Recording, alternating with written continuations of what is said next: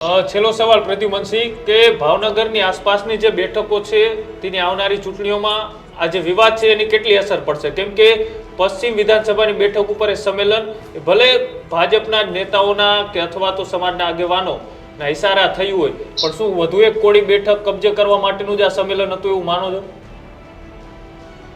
અત્યારે જોઈએ ને તો શાસનમાં હાથીની જેમ ચાલે છે. આજુબાજુ કોઈ જેમ કઈ બોલે એને કોઈ ફરક પડે એમ નથી.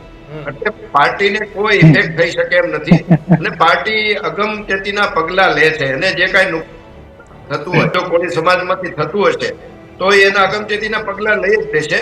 એ કોંગ્રેસની જેમ તૂટેલો પક્ષ નથી.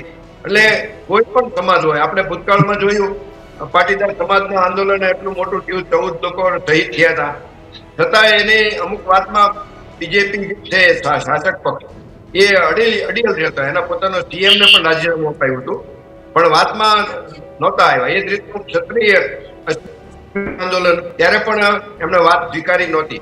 અને કોળી સમાજની તો અનેક વાતો સ્વીકારી છે, એસઆઈટી ને પછી અનેક બાબતો, અને નજીકમાં જોઈએ તો ઘણો ખરો ન્યાય મળી પણ ગયો છે.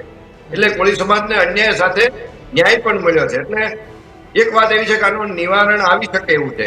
એટલે આવનારા સમયમાં નેતાઓએ બેસીને કરવું જોઈએ.